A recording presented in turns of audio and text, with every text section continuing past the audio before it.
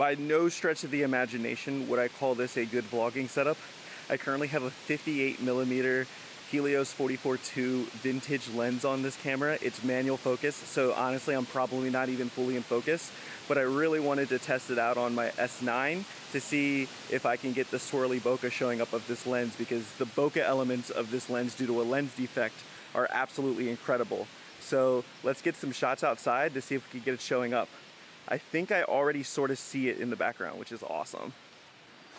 So about the setup, I currently have a 4-stop ND filter on the front, as well as a 1/4 black Pro Mist filter, just because that was my iPhone setup, and I have these two filters on together. I'm also using an M42 adapter directly to my S9, so it's an M42 to L mount with the Helios 44-2 that I've had for I think going on like 6 years now.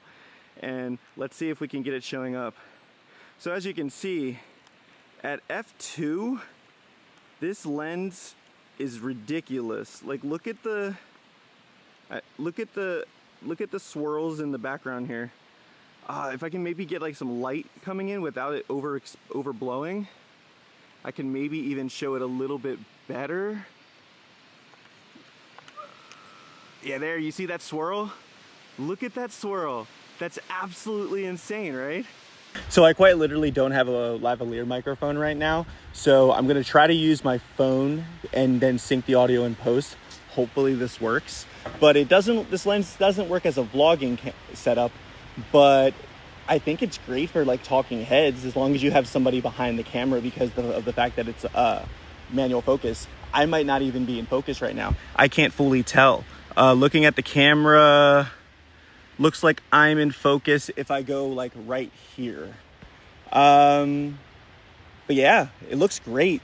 Look at the lens artifacts, or the bokeh artifacting, I should say. You see how it's swirling?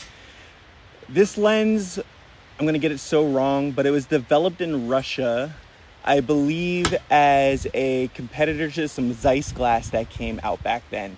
And what ended up happening in some of the initial units was there was a lens defect in the coating, which causes this swirly bokeh effect. It was after the fact that it got mass produced, and I believe that the swirling effect is still in those lenses, but it's not as good. If I'm not mistaken, I think this is one of the original production units, because I've had it for years, way before the market got absolutely just flushed with them.